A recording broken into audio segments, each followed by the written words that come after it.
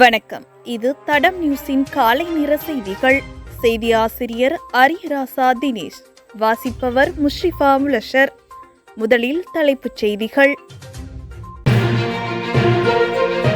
அரசு ஊழியர்களுக்கான சம்பள உயர்வு கைவிரித்த அரசாங்க தரப்பு. மற்றொரு நீதிபதி தொடர்பில் எடுக்கப்பட்ட அதிரடி முடிவு. வெளிநாடுகளில் அதிக சம்பளம் பெறும் இலங்கை அரச ஊழியர்கள். நிறுத்தி வைக்கப்பட்டிருந்த பேருந்து தீ விபத்து. யாழ் நல்லூரில் பதற்றம். மடுமாதாவை தரிசித்து திரும்பியோருக்கு காத்திருந்த அதிர்ச்சி. நொடிப்பொழுதில் நேர்ந்த விபத்து. போலீஸ் நிலையத்தில் முரண்பாட்டில் ஈடுபட்டவர் கைது. தொடர்பான விரிவான செய்திகள். அரசு ஊழியர்களுக்கான சம்பள உயர்வு எதிர்வரும் வரவு செலவு திட்டத்தில் அதிகரிக்கப்படுவது தொடர்பில் வாக்குறுதி வழங்க முடியாது என கமத்தொழில் கால்நடை வளங்கள் காணி மற்றும் நீர்ப்பாசன அமைச்சர் லால்காந்த தெரிவித்துள்ளார். கொழும்பில் அவர் தலைமையில் இடம்பெற்ற நிகழ்வொன்றின் போது இந்த விடயம் தெரிவிக்கப்பட்டுள்ளது. அதன்போது தொடர்ந்து உரையாற்றிய அவர், இந்த மண்டபத்தில் பெண்கள் குறைவு. நான் ஒரு கணக்கெடுப்பு எடுத்தேன், ஆனால் தேவையில்லை என்று நினைத்தேன். பெண்களின் கண்புருவம் வடிவமைக்க இப்போது எவ்வளவு செலவாகிறது? கடந்த 5 வருடங்களுக்கு முன்னர் எவ்வாறு இருந்தது என்று தெரியாது, ஆனால் தற்போது அதிகரிக்கப்பட்டுள்ளது. உங்களுக்கு சம்பளம் அதிகரிக்கப்பட வேண்டும், ஏனென்றால் அதிகரிக்கப்படும் சம்பள பணம் அழகுபடுத்தும் நிலையங்களுக்கும் மதுபான சாலைகளுக்கும் செல்கிறது. சம்பளம் அதிகரிப்பது உங்களுக்காக மட்டுமல்ல, பணப்புரள்வு நடைபெற வேண்டும். அப்போதுதான் பொருளாதாரம் உயர்வடையும். ஆகையால் அதற்காகவும் சம்பளம் அதிகரிக்கப்பட வேண்டும். தொழிற்சங்க நிகழ்வுகளில் உரையாற்றும் போது பயமாகத்தான் இருக்கிறது. இப்போது நான் அமைச்சராக இருக்கிறேன், ஆனால் எனது தொழிற்சங்க தலைமை பதவி மற்றும் அமைச்சு ஆகிய இரண்டையும் பாதுகாத்து கொண்டு செல்ல வேண்டியுள்ளது என்றார். நீதி சேவை ஆணைக்குழு ஒழுக்கத்தை மீறிய குற்றச்சாட்டில் மற்றுமொரு மாவட்ட நீதிபதியை இடைநீக்கம் செய்துள்ளது. அதன்படி இம்மாதம் மட்டுமே இடைநீக்கம் செய்யப்பட்ட நீதித்துறை அதிகாரிகளின் எண்ணிக்கை 10 உயர்ந்துள்ளதாக தெரிவிக்கப்படுகிறது. இதேவேளை தனியே நடத்தப்பட்ட விசாரணையின் பின்புலத்தில் கம்பகாவில் பணியாற்றிய சிவில் மேல்முறையீட்டு உயர் நீதிமன்ற நீதிபதி ஒருவர் செயல்திறன் குறைபாடு குற்றச்சாட்டின் பேரில் கட்டாய ஓய்வுக்கு உட்படுத்தப்பட்டுள்ளார்.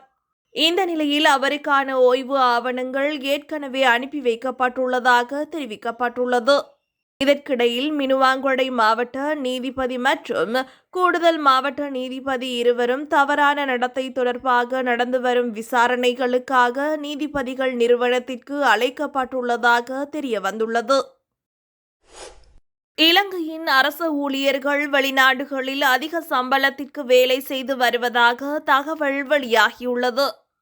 அதன்படி இலங்கை மின்சார சபையின் பொறியியலாளர்களில் 20% பேர் கடந்த சில வருடங்களாக வெளிநாடுகளுக்கு இடம்பெயர்ந்துள்ளனர். இவர்கள் விதிவிலக்கான வேதனம் மற்றும் சலுகைகளுடன் அதிக லாபகரமான பதவிகளை பெற்றுள்ளதாக சமீபத்திய அறிக்கைகள் தெரிவித்துள்ளன. இலங்கை மின்சார சபை பொறியியலாளர்கள் அவர்களின் தொழில்நுட்ப நிபுணத்துவம், சிக்கலை தீர்க்கும் திறன் ஆகியவற்றிற்காக உலக அரங்கில் அதிகளவில் அங்கீகரிக்கப்பட்டு வருகின்றனர். வேகமாக வளர்ந்து வரும் எரிசக்தி துறையில் சர்வதேச தரங்களை பூர்த்தி செய்யும் திறனை தொடர்ந்து நிரூபிக்கும் இலங்கை பொறியியலாளர்களின் உலகளாவிய மதிப்பு மற்றும் போட்டித்தன்மையை இந்த போக்கு காட்டுவதாக தெரிவிக்கப்படுகிறது. இவர்களில் 85% மின் பொறியியலாளர்கள், 8% இயந்திர பொறியியலாளர்கள் மற்றும் 7% சிவில் பொறியியலாளர்கள் ஆகியோர் ஆஸ்திரேலியா, நியூசிலாந்து மற்றும் அயர்லாந்தில் உள்ளிட்ட பல நாடுகளில் பணிபுரிந்து வருகின்றனர். இது இலங்கை பொறியியல் நிபுணத்துவத்திற்கான, குறிப்பாக மின்துறையில் உலகளாவிய தேவை அதிகரித்து வருவதை பிரதிபலிக்கிறது. யாழ் நல்லூர் பகுதியில் நிறுத்தி வைக்கப்பட்டிருந்த தனியார் பேருந்து ஒன்று தீப்பற்றி எரிந்துள்ள சம்பவம் இடம்பெற்றுள்ளது.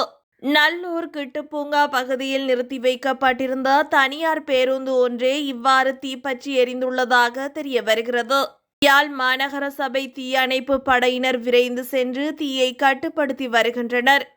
தீப்பற்றிய காரணம் இதுவரை வெளியாகாத நிலையில் சம்பவம் தொடர்பான விசாரணைகள் முன்னெடுக்கப்பட்டு வருகின்றன. மடு தேவாலயத்திற்கு சென்று மடு மாதாவை தரிசித்துவிட்டு திரும்பியோர் மன்னார் இலுப்பை கடவையில் விபத்தில் சிக்கிய துயரச் சம்பவம் ஒன்று இடம்பெற்றுள்ளது. குறித்த விபத்துச் சம்பவம் தொடர்பில் மேலும் தெரிய வருவது, மன்னார் மடு தேவாலயத்தின் ஆவணி திருவிழா நேற்று முன்தினம் இடம்பெற்ற வேளையில் அதில் கலந்து கொண்டு மாலையில் வீட்டுக்கு திரும்பிய வேளையிலேயே விபத்தில் சிக்கியுள்ளனர். ஆலயத்திலிருந்து திரும்பிய பேருந்தும் டிப்பர் ரக வாகனமும் நேருக்கு நேர் மோதியுள்ளது. பேருந்தின் சாரதி பலத்த காயங்களுடன் பள்ளமடு வைத்தியசாலையில் அனுமதிக்கப்பட்டு பின்னர் மேலதிக சிகிச்சைக்காக மன்னார் மாவட்ட வைத்தியசாலைக்கு மாற்றப்பட்டுள்ளார். விபத்து தொடர்பான மேலதிக விசாரணைகளை போலீசார் மேற்கொண்டு வருகின்றமையும் குறிப்பிடத்தக்கது. மது போதையில் வாகனம் செலுத்திய ஒருவரை கைது செய்வதற்கு எதிர்ப்பு தெரிவித்து பாதுக போலீஸ் நிலையத்தின் அதிகாரிகளை அச்சுறுத்தி தாக்குதல் நடத்திய சீதாவாக்கை பிரதேச சபையின் முன்னாள் உறுப்பினர் ஒருவர் கைது செய்யப்பட்டுள்ளார்.